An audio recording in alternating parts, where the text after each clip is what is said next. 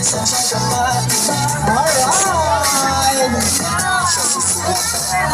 Ang ating superhero ng Maynila! Alam mo ba? Super Mara!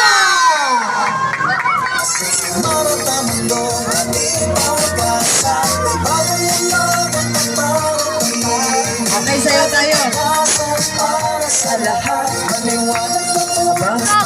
Ay, umaambon ha. Punta kayo. silaya ng Punta kayo.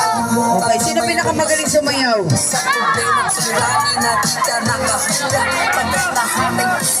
Okay, sige, sige, mamayang konti. Baka mamaya magkagulo tayo.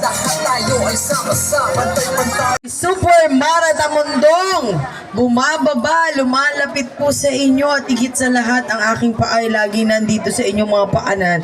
Kahit magkatapak-tapak na yung mga paa natin, ang mahalaga, nagkikita po tayo, nakakapag-usap, nalalaman po natin kung ano pong nangyayari sa ating sitwasyon. Una sa lahat, nakilala nyo na po ang aking mga konsehal, si Konsehal Strauss Tugnaw, palakpakan po natin.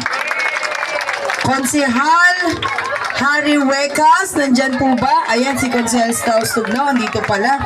Konsehal Harry Huecas, Konsehal Jet Magno. Ayun, nandun po. At syempre, ang napagod na ating Vice Mayor, Remy Oyales. Ako po ang inyong lingkod, Mara Tamundong. Kami po ay lumahok sa nalalapit na halalan para mas malapit sa Manileño ang programa.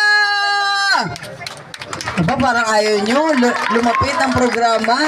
Gusto nyo po ba lumayo sa inyo? Siyempre gusto natin lumapit.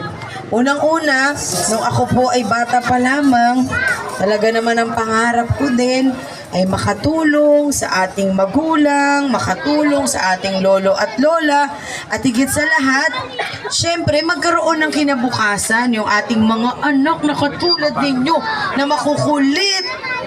Bakit may hiwa na yung pilik mata mo? Nilagyan mo ng blade yan, no?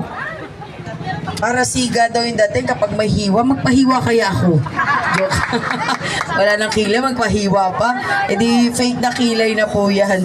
Pero alam po ninyo, ako sa totoo lamang, every time na ako po ay bumababa sa bawat lugar, ang masarap na pakiramdam po dito, yung nakikita ko po kayo. Totoo yan. Kasi kung wala po kayo, paano pa ho?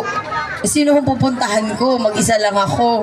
Siyempre, mas maganda, maramdaman mo yung taong bayan, makita mo, makausap mo, malaman mo. Dahil sabi ko nga po sa inyo, ang maglilingkod, kailangan bumaba. Ang maglilingkod, kailangan nahahawakan po ninyo katulad nito. Ang maglilingkod, ko po na bawat sentimo na pinaghirapan ng Manileño ay makakaroon